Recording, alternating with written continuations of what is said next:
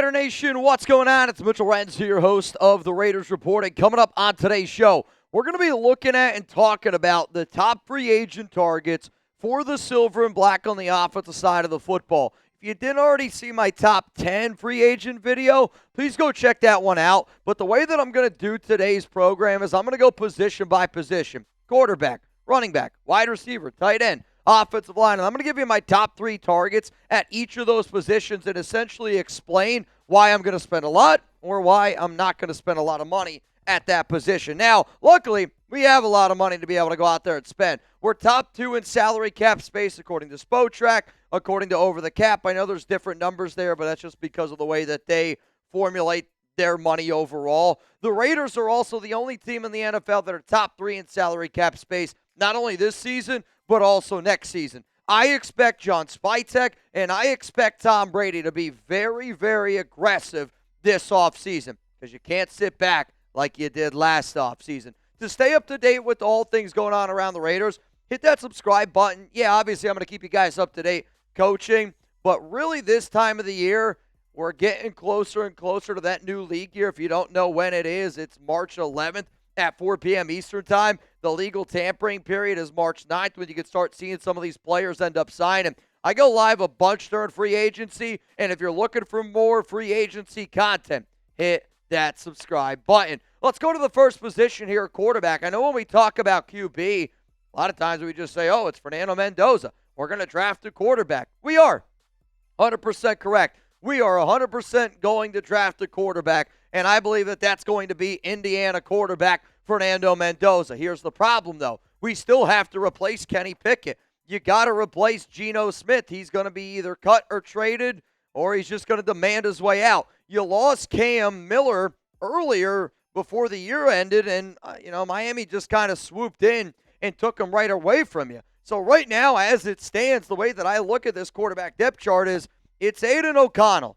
That's the only guy that we have. So I'm going to throw 3 quarterbacks at you. Well, I'm technically going to throw 2. The first quarterback target is depending on who you hire as a head coach and who you hire as an offensive coordinator. Like if you got a veteran that knows the system really well, that's somebody that I'm going to be interested in bringing in and being a mentor to Fernando Mendoza. But until I get a head coach or an offensive coordinator, there's really only 2 names that I'm interested in. Let's go to one of the names. It's Teddy Bridgewater, Tampa Bay Buccaneers quarterback. To me, he is a very well-respected coach. And that's what I need Teddy Bridgewater to be. I don't need him to be out there throwing the football. I need Bridgewater to be a coach. And not a bridge, but, a bridge that's handing water to Fernando Mendoza. That's why I'm interested in Teddy. The other name I'm going to throw out here is Malik Willis. And the only reason why I'm bringing up Malik Willis on this program is because if the Raiders, for whatever reason, said, you know what, I'm not drafting Mendoza. I'm going to trade that number 1 overall pick, and I'm going to trade back. I will say the best quarterback on the open market is Malik, but I want to be very clear here. I think Malik Willis is going to get $25 million a year. $25 million a year, trade for Lamar Jackson, draft Fernando Mendoza. I'm team draft Mendoza. Let's go to the running back room here next up on the Raiders Report. And running back's another position. I get we got Ashton Jeanty, but we need to add a running back, I believe, this offseason. I think, honestly, you probably got to add at least 2. Raheem Mostert, free agent. Zamir White, free agent. Dylan Lalby, Chris Collier, I don't necessarily know how interested I am in those 2 players because, again, I don't have a lot of confidence in either of those dudes. You're at best special teams in it. So you need to go out and find another name that you can work with Ashton Jeanty. The first name I'm going to bring up here is Rachaad White. He's a good back. He can run between the tackles. He's a hell of a pass catcher. You're probably going to have to pay him about $8 million. He also has the connection to John Spytek. You get a little bit of thunder and lightning with Jeanty, and then a good complementary back with Rachaad White. Again, like you look at those numbers there, all I need White to be is somewhere around like 80 to 100 carries, 80 to maybe like 120 touches to help keep Ashton Jeanty fresh. That's Rachaad White's role. Let's go to another back here. I'm going to throw out Kenneth Gainwell. The silver and black needs somebody that can catch the football better than Jeanty. I do think that Jeanty kind of gets the raw end of the deal at times. People don't appreciate how good of a pass catcher that he is.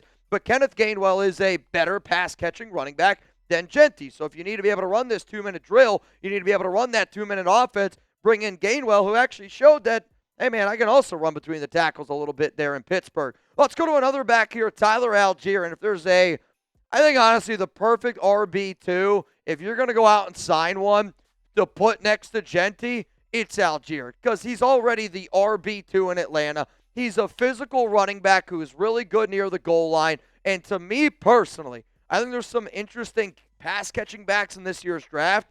So Tyler Allgeier is somebody that I'm going to throw in and say, not going to have to pay him a lot of money, maybe $3, $4, $5 million per year, and he's that thunder.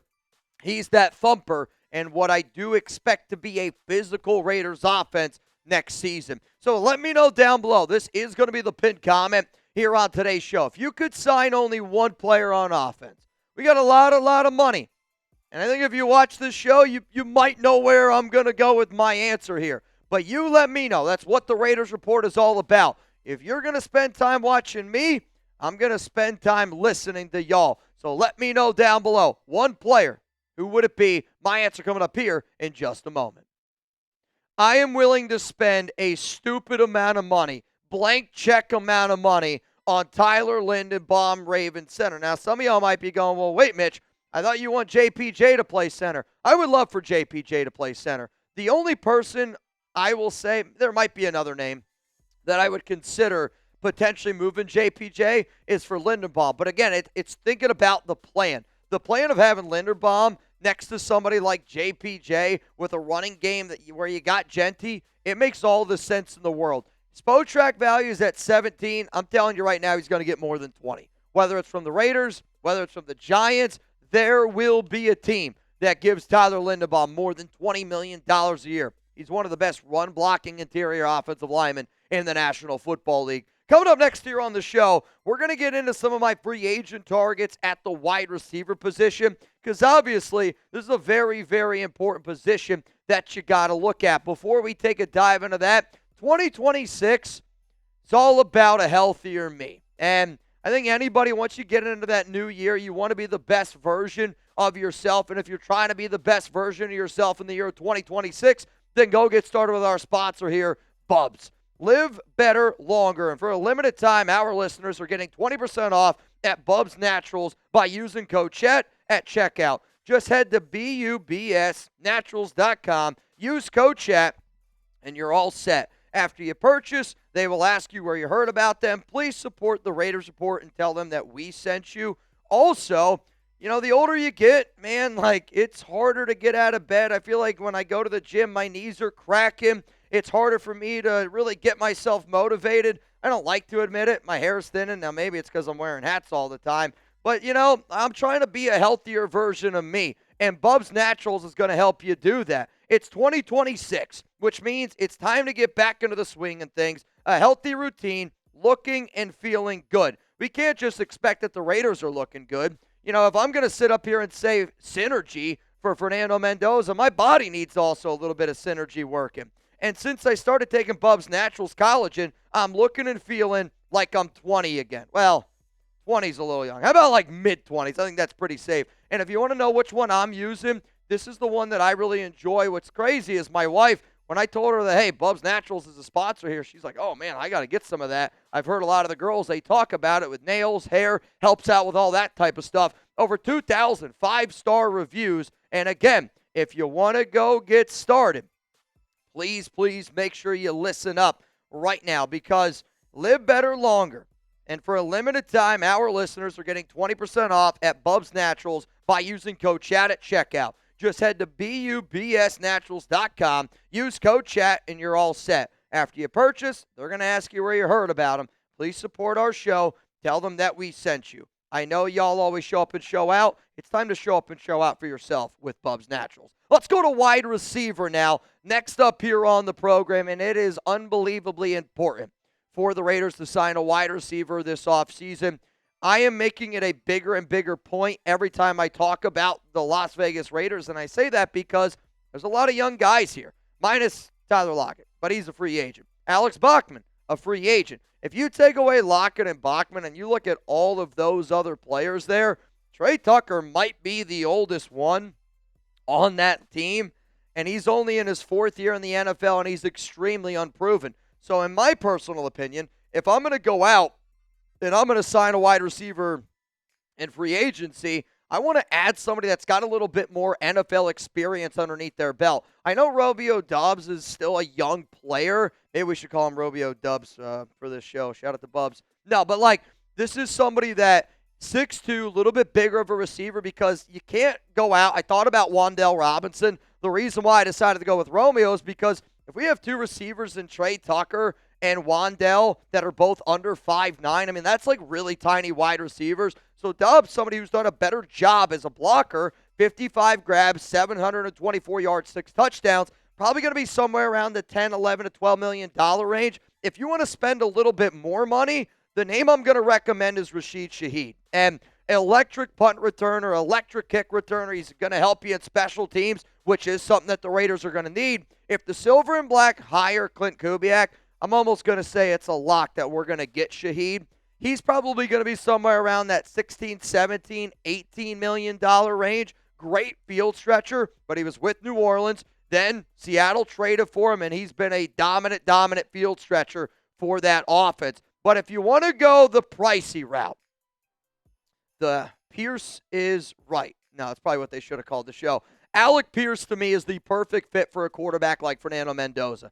Back shoulder throws, he loves them. He dominates in the middle of the field. He could stretch the field. He's also a tremendous blocker. So when you think about the overall offense that the Raiders are going to run, if I'm going to spend $19 to $20 million on a wide receiver, the only wide receiver I am interested in, I want to be very clear, I don't want George Pickens. The only receiver I am interested in spending potentially more than $20 million on.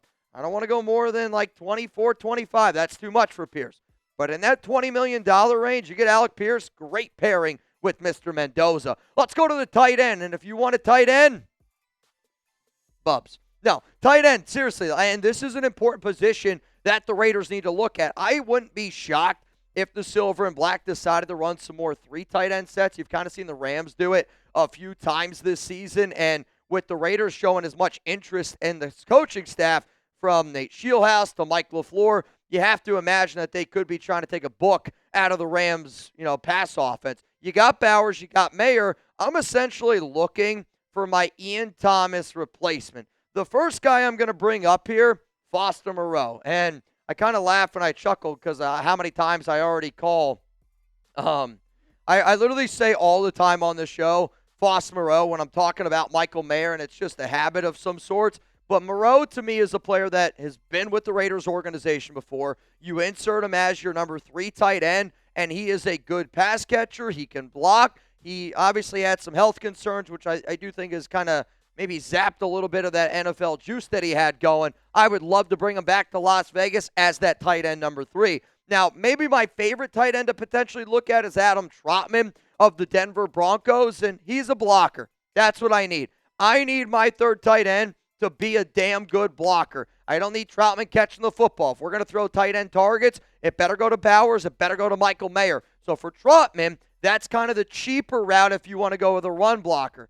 If you're saying, you know what, I am really going to implement a 3 tight end system, and you're okay spending a little bit of more money, I'm going to roll with the name Cade Otton. Cade Otton, he's been in Tampa Bay. He's a good pass blocker. He's a good run blocker. He can catch the football. And they actually really leaned on him this season when they lost Mike Evans, when they lost Chris Godwin. They lost some pieces around there. 59 grabs, 572 yards.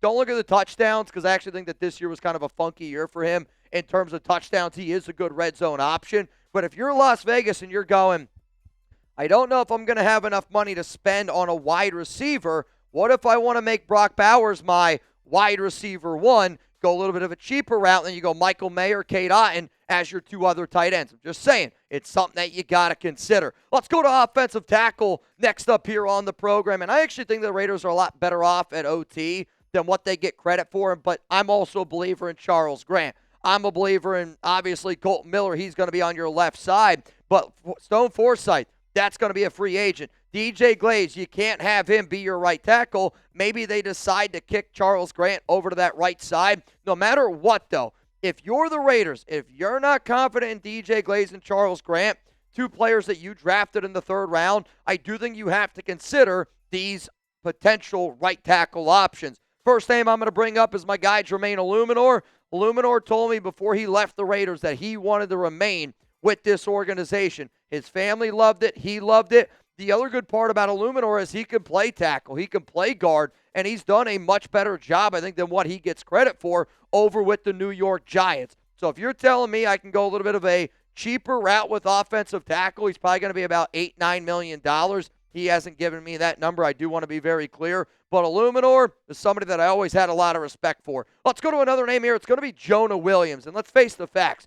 If you're not confident in Charles Grant, if you're not confident in your right tackle situation, you're probably going to have to spend a little bit more money to ensure that you are. Illuminor, Williams, and the other person I'm going to bring up here are all going to be, I would imagine, over $10 million. Now, Jonah did have some injuries last season, but he's a big right tackle, 6'5", 312 pounds. You put him over on the right side, and if he goes down again, you're hoping that you got DJ Glaze and you're hoping that you got Charles Grant. Let's go to Braden Smith here. He's the top right tackle on the market. 30 years old, has done a good job with the Indianapolis Colts, and if you want to establish a all-around good offense, what do I mean by that? Run, pass block. Smith's going to be somebody that can help you do that at 6'6", 312 pounds. But I'll be real. The offensive line concentration has to be on the interior, and it starts with the interior. But coming up here, I'm going to tell you who those interior offensive line are that I want the Raiders to focus on. Before I do that, if there's anybody out there that wants to hang out with me, hang out with Jeremy Chuggs, I am going to be in San Jose, California. I've actually never been to San Jose, California, but we're going to be there Friday, February 6th from 7 to 10 p.m., and if the party's rocking, you already know, man, I'm down to stay a little bit longer. So it's going to be at Fairway Zone Sports Bar and Lounge. If you want to call to reserve your spot, there's the phone number right there, but we're going to be there. Show up, show out. I can't wait to pack this joint. It's an inside, outside, unbelievable spot. I really, really am excited about it. Let's go to the interior offensive line here real quick. And to me, there's a few names. And obviously, you already know who the one name is going to be on this show because I said he's the number one free agent that I want the Raiders to go out and get. But there's some other names to consider. Connor McGovern is a better center than I think he is a guard.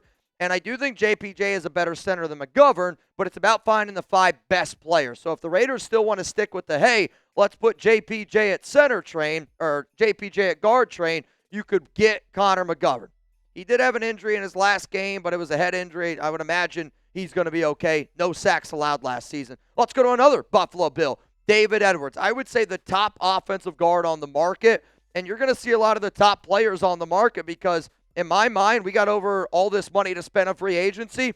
Go spend your money in the trenches. If you want to spend money, you spend it in the trenches. David Edwards, a solid offensive lineman, has given up 3 sacks over the past 2 years. But obviously, I've already talked about Tyler Linderbaum, and Linderbaum is the center. And if you go out and you spend big on Linderbaum, no disrespect to JPJ, I'm putting Linderbaum at center, and then I'm going to end up putting JPJ somewhere around that offensive guard position because Dylan Parham is a free agent. I'm not going to trust Alex Kapp, but quite frankly, I think they move on from him. Then you got Caleb Rogers. I would like for this organization to figure out a way to bring back Jordan Meredith, but we do have, you got to be able to face the facts, lots and lots of needs. So, be honest with me. What's the Raiders' biggest need on offense? Let me know down below. If you want to see me how I rank every single one of the Raiders' needs this offseason, I actually put that video for you guys down in the comments, down in the description of today's program.